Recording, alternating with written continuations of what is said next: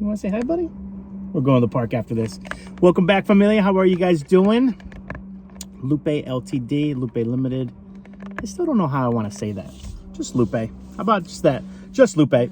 So, we're going to talk about some life stuff, some lingering questions that I've read recently and just seem appropriate. And also, we are T-minus. Oh my God, I can't do elementary math. We're T-minus like 4 or 5 days from.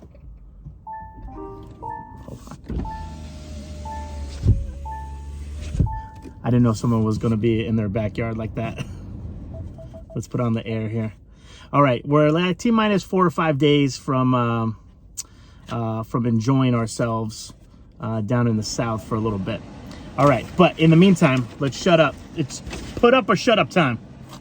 So it seems as though Taco Bell is re-releasing these nacho fries with like a special sauce every time, which is actually not a bad marketing thing, because I'll give you guys a little bit of brisket here too, because not only does it really get everyone excited again, but it also leaves the door open for cross promotion, not only for the sauce, but also for the brand itself. So this one is with a company called Secret Aardvark, and they have a line of different sauces.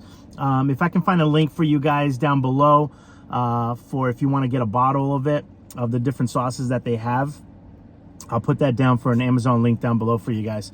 All right, TB. These are $4.99 in my area. I'm assuming that they're $4.99 in every area, but you know what assuming does? It makes a beep out of you and me. All right, let's do it. Let's see what it looks like. Presentation is there. Holy smokes, look at this. Did Brisket just, I don't know what that was from Brisket. So, right here, I'll put this right in front of you guys. Can I show them real quick? Do you mind? All right. So, if you guys see here, let's see how I can show you the most stuff.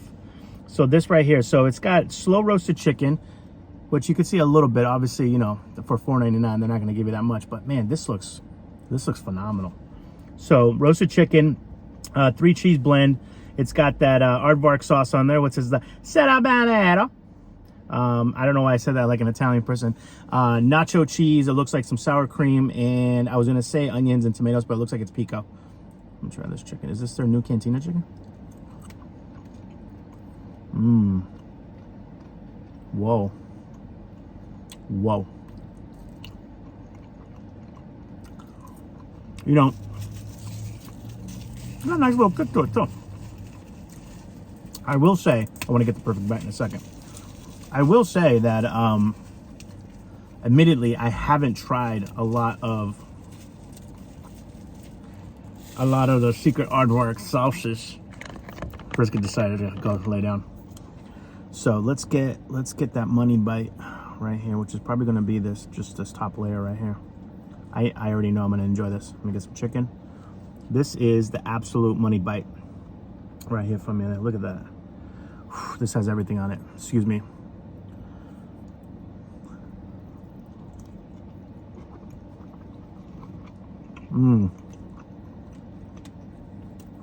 Yep. Tear the club up. I'm going up. High heels on my french fries.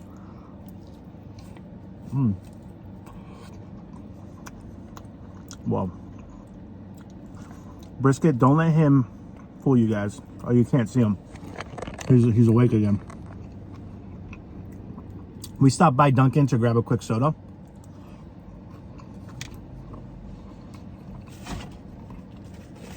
And when they saw him, all the ladies inside freaked out. And they said, can we give him a piece of cheese? And I said, how did you know that cheese is a cheese monster? So he already had a slice of cheese, guys. Probably shouldn't have had that much cheese, but dude, they made this beautiful.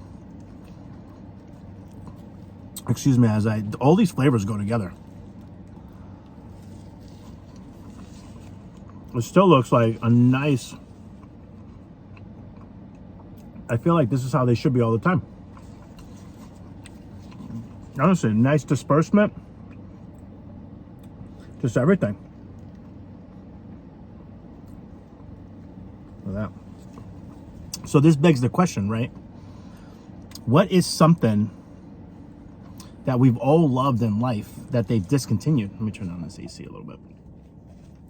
What's a discontinued item that you wish they would bring back? And I'm not talking about just Taco Bell, I'm talking about in life.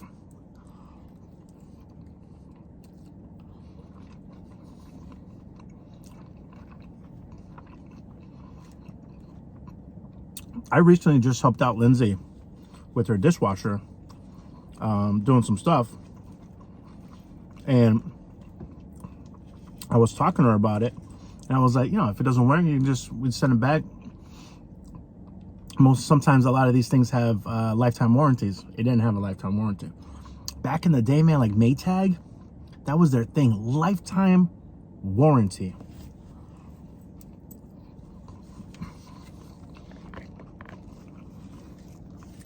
That's something I wish we could bring back.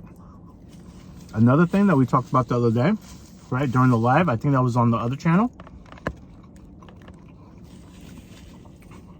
We talked about companies doing pensions. I wish they would bring pensions back. But I know that this question is more for consumer-facing things. What's something I wish that they would bring back?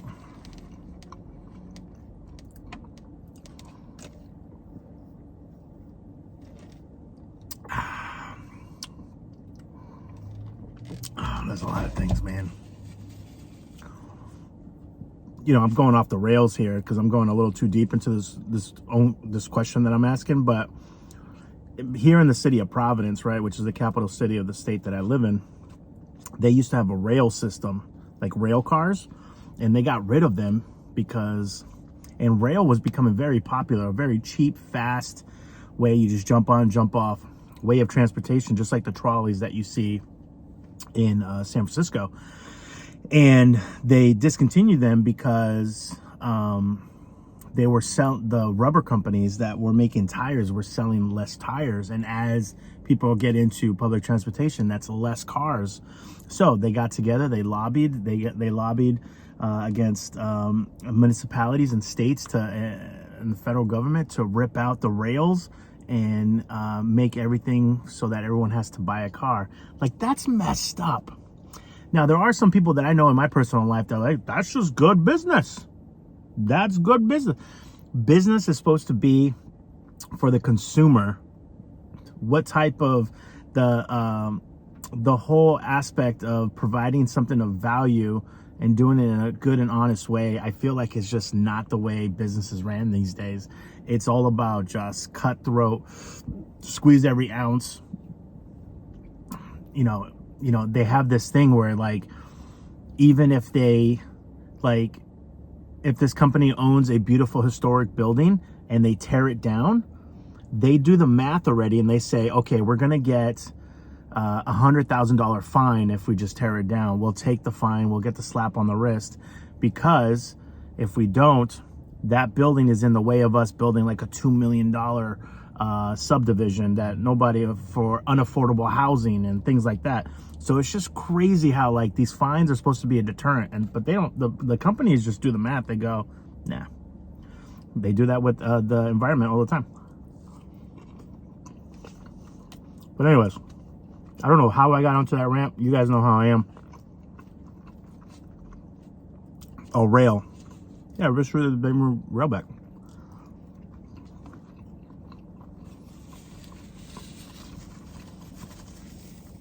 You're never going to get rid of cars. Cars are just here for life. But we built our society so much around cars that it's just wild. I went to a speaking of like environmental stuff, I went to a talk recently that featured one of our some of our state representatives, Speaker of the House, one of our U.S. reps, and they were talking about the environment. and they were talking about Florida. Crazy how either no companies or more and more companies are not offering flood insurance. Like they're not offering insurance. So what does that do? That drives up the price for the other companies, the ones that are. I'm just like, ooh, it's crazy. Anyways, digressing. This right here is wild. Speaking of wild, another question I have for you guys is, what deceased celebrity do you think, and I have a few in mind, what deceased celebrity do you think would have like the craziest like social media accounts right now? One for me, I think Tupac. I think Tupac would have a crazy one. You know, he was getting more and more outspoken in his later years. You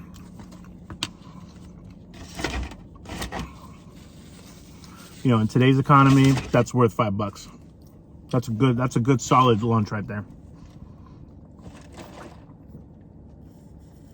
I think Tupac would have one. Who would have a really good one too?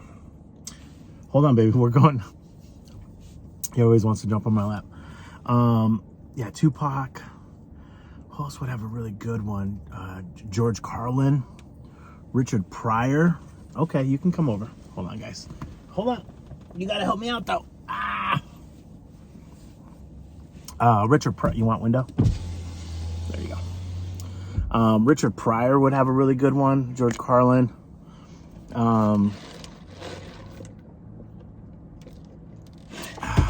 Who else? I already said Tupac.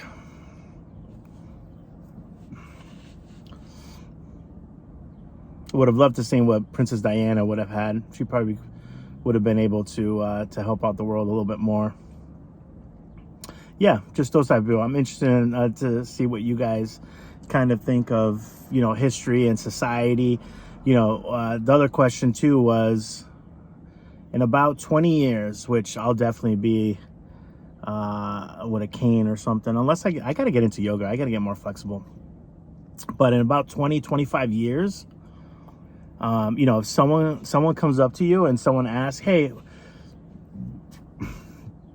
how was, tell us about Covito, right? Like, what was, like, what happened during Covito? Because you guys know, man, we never get, you and I, we both have information from a version of history, right? As you get older, you start learning a little bit about different historical figures. You start learning that, you know, that diagram that has the earth, and they showed us in science class with the earth cut in half and all the different layers of soil, and then the middle is a big ball of plasma. You learn that that's a hypothesis. That's just a theory. That's not real. So, you know, you start just having critical thinking. So, you know, even all the information that we have from like the Spanish flu and, you know, all these things is, you know, if someone in 20, 25 years asks you, hey, how was it? Like, what was happening? And for me, I would say that, you know, it was a crazy time. It was it got unfortunately politicized. It was a mixed blessing for a lot of folks. You know, some folks, you know, lost loved ones. We got a snapshot on what would happen. You know, one of the reasons why we're also really excited about, you know, taking the next few years and building up that land in Tennessee, is we got a snapshot of how society acts. I mean, I remember going to Target and the way people were treating each other with things and toilet paper. Wild. And then you guys remember that guy who they like commandeered and took all his, because he had a whole warehouse full of hand sanitizer that he was just holding on to, waiting for the price to go up. So you're always going to have profiteers, right, on every aspect of life, always. I remember him getting in trouble for that, because that was like a public need at the time. Some people like myself went through a spiritual awakening. You know, it kind of made the whole world, for at least a quick moment, kind of realize and stop and think. We got a lot of things, you know, a lot of people started either quitting their job and saying, you know what, life is short. We're gonna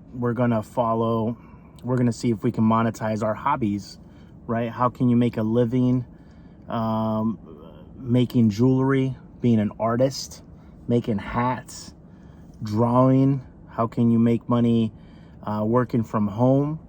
You know, especially if it was a job that you didn't have to spend an hour in traffic going to and an hour in traffic going back and forgetting your lunch and then having to buy lunch. I mean, so much money was being spent. I remember during COVID that I did the math one day. It was almost like $400. It was like $325 to $500 a month from working from home. So I literally gave myself a $6,000 raise that year, just from the traffic, the wear and tear on the car, the maintenance, the gas. And then also, not rushing out the door and buying breakfast or buying something at lunch or what have you, right? And, you know, you're there for 8.5 hours. Then you have to tack on the 2 hours, right? The 2 whatever. So you're really out for like 10.5 hours. So it's a 50 plus hour job. Not a 40-hour a week job. Although some countries are looking at doing the 4-day work week and things like that, which they say people become actually more productive because they're not as stressed out, they're happier, and it translates to people just being what's the word? The productivity goes through the roof, which makes sense. And it was so funny. A lot of these companies were, you know, especially where I was, they were saying, no, working from home is a privilege and working from home can't be done on a massive scale. Oh, it can't? Oh, that's funny. So you had a lot of middle management people kind of like, oh my God. So if they're not right in front of me and I'm not like a cattle herder, what's going to happen to my job if they don't need me in the office to kind of corral all these people? So it just made everyone kind of look up and everything else. One of the industries, you know, the reason we started the other channel was our family and friends and folks that owned restaurants or worked in restaurants got hit the hardest. And, you know, we went out and did a series called 100 Local Restaurants in 100 Days, and we ordered takeout from every restaurant to kind of help and promote that they were open during COVID. So yeah, I guess I would tell someone 20-25 years from now that it was a wild time, but it was a pause, and that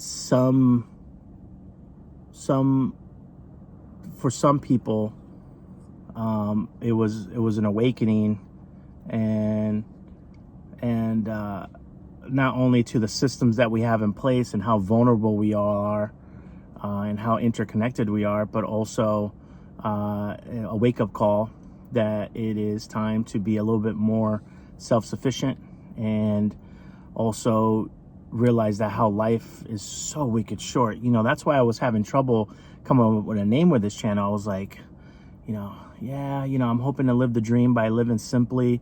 You know, how can, in the future, I want to really challenge myself on just eliminating as much bills and auto subscription stuff. What are you doing? Like right now, like, you know, unless it brings me joy, like you know, I got rid of like Uber One. I wasn't really ordering that much out. I still subscribe to some channels, memberships, and Patreons because they bring me entertainment and fun, and it's light and it adds joy to my life. So I'm gonna keep those. But the other things, other subscription-based things, I was just like, I'm getting rid of this. This is just a bill. So yeah, you know, it's living the dream, living your dream, whatever your dream is, and then also limited. You know, LTD stands for living the dream, or it can stand for limited. And you know, life is short. And you know, I told you guys in the previously that I wanted to come up with like limited edition things. I don't know what those are. I'm hoping that they're things that I make with my hands. And you know, I kind of want to do some limited edition drops and just have fun, and just realize, man, we're, you know, at my age, and you know, you renegotiate with life all the time. You just look back and you go, damn, that went by fast. And then you start going, damn, how much do I have left? And then that's what, you know, that's when you start setting boundaries, and you start wanting to give your love, light, and energy to the right people. And you just want to surround yourself by kind souls, and you want to do great things for your community and for those, you know, in your tribe. And yeah, I guess that's really it. That's kind of what I would say. That's my long answer. And hopefully, I'd love to hear from you guys sounding off in the comments. I am thinking about recreating one of the videos that I did on the other channel that looks like it should live here, not over there, which is we go to Love's and take a shower at a gas station, at a truck stop, because that was a lot of fun. I'm going to see if Brisket's able to, because I don't want to leave him in the car. I might put him in the carrier and bring him in with me. And we'll see kind of how all that navigates. But yeah, we're going to kind of do some more travel stuff, guys, even though this summer I'm not going to be traveling that much. But I'm hoping so in the fall and the winter. All right, guys, we got to go because Brisket is shaking because he wants to go to the park. Thank you guys so much. Again, I'll put down in the description some links if you want to get some of that aardvark sauce. And then there's Brisket's Wishlist is on there as well. And some links of some of the stuff that we personally use either in our camping and what have you. All right, he's ready to go. Till next time, guys. Ciao.